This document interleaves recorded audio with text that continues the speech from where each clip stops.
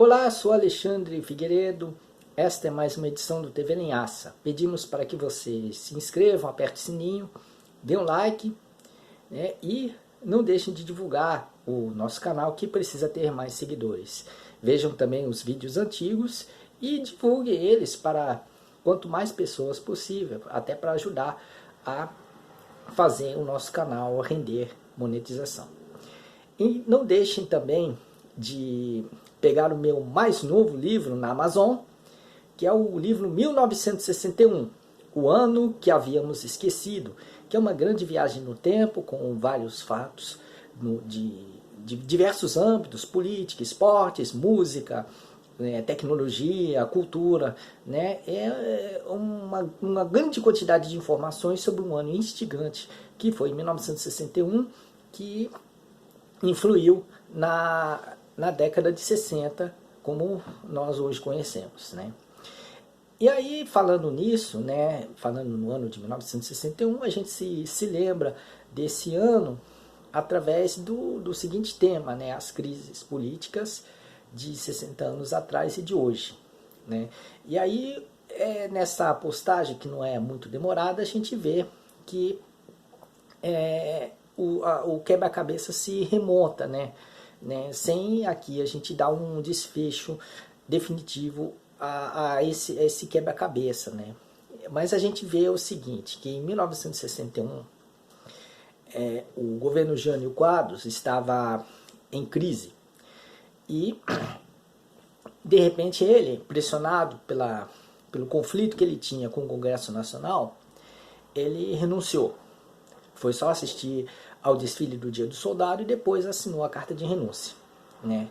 Ele achou até que, na sua boa fé, que ele iria ser recarregado pela multidão, que a multidão queria que ele ficasse no poder, etc. Mas isso é uma outra história, né? A verdade é que a renúncia de Jânio Quadros gerou uma grande crise, quase foi realizado um golpe para impedir o vice João Goulart a assumir o poder, né? E depois o governo Jango ele assumiu o poder sobre a restrição do poder parlamentarista, né? Que foi a proposta aprovada pelos oposicionistas a Jango, né? E vamos ver, né? Em 1961 houve essa renúncia toda de Jânio Quadros, né? E Jango estava viajando, né? Ele estava viajando para a Rússia, para a China, para a França, né? Aparentemente com alguns contatos, para estabelecer alguns contatos políticos, algumas possíveis parcerias, etc., né? E aí, nessa época, houve toda aquela oposição furiosa contra João Goulart, uma ameaça de golpe para impedir a posse dele, mas depois veio a campanha de Leonel Brizola, a campanha pela legalidade, veio depois um apoio relativo da grande imprensa à posse de Jango, mas sobre determinados limites, né? E aí o que percebemos? Percebemos que o governo Jango realmente foi legitimado, né? Mas sob a proposta, né, do sistema parlamentarista, né? Tendo como o primeiro dos primeiros ministros Tancredo Neves, né? Depois foram Bruxado da Rocha e o Hermes Lima, mas isso é uma outra história, né? Então, estamos ainda em 61, em 1961, terminou com Tancredo Neves governando o país, enquanto o João Goulart era formalmente o presidente da República, né? E o que hoje temos? 2021, temos a crise do governo de Jair Bolsonaro, que embora não tenha saído do poder, ele ainda continua, mas ele está sofrendo uma crise cada vez mais aguda, chegando mesmo a brigar com o ministro da Economia, Paulo Guedes, que é um dos sustentáculos do seu governo. E o que vemos também é o petista presidenciável Luiz Inácio Lula da Silva fazendo viagens, na Europa, Alemanha, Bélgica, França e Espanha, né? Sendo aplaudido e também querendo estabelecer contatos políticos, né? Certo que os contextos são diferentes no que se diz a Jânio e Jango, Jair e Lula, né? Jair Bolsonaro e Lula, mas algumas peças estão em comum, né? Crise do presidente da República, né? do governo presidencial vigente, né? Viagem de um líder progressista, e agora com a resistência inicial da mídia corporativa a Lula, né? Inclusive com artigos inflamados da Folha de São Paulo, da Veja, que recentemente lançou uma matéria tentando esconder a baixa rejeição dos brasileiros a Lula, pelo menos segundo as supostas constatações das pesquisas eleitorais. Mas aí depois veio a Globo News, né, que divulgou, né, a visita de Lula ao presidente Emmanuel Macron da França, né, que como um encontro considerado histórico, né. É claro que está se supervalorizando essa viagem de Lula, né, embora Lula tenha feito discursos que renderam aplausos entusiasmados, né, afinal Lula é um excelente orador, né, se vê uma supervalorização, porque não necessariamente o mundo consagrou Lula, né. Eu já estou começando a fazer umas críticas a Lula, que eu apoiei, tudo mais, porque Lula está parecendo um líder de contos de fadas, né.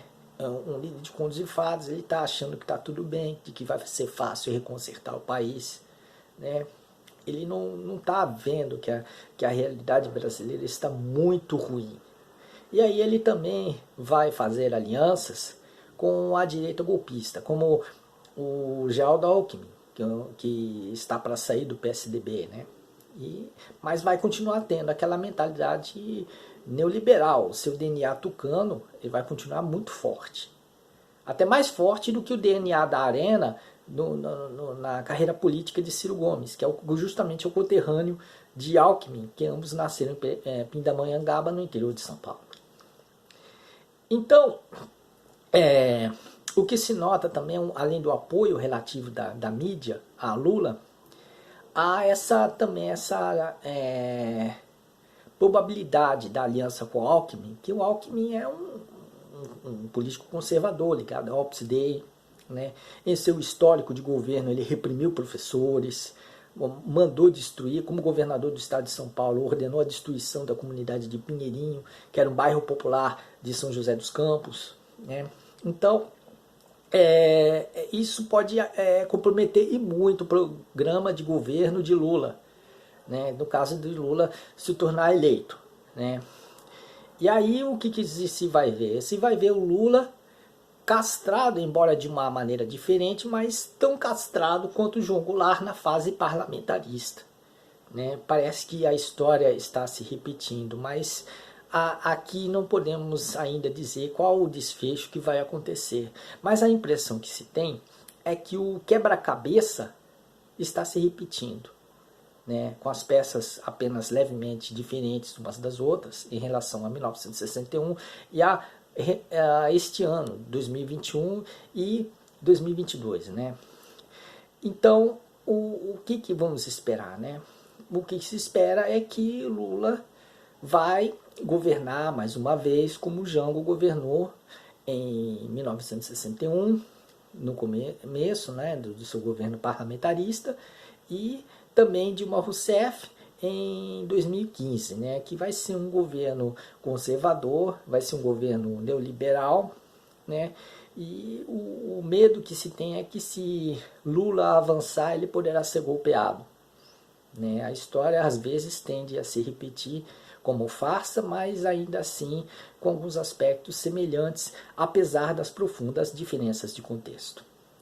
Bom, ficamos por aqui, desejando boa sorte a todos, né? Eu eventualmente vou fazer o TV Linhaça, assim como possível por causa de tantos compromissos que eu estou tendo. Mas não deixem de ver os vídeos antigos e não deixem de divulgar o TV Linhaça, que o TV Linhaça de alguma forma continua, né? Um grande abraço a todos e até lá!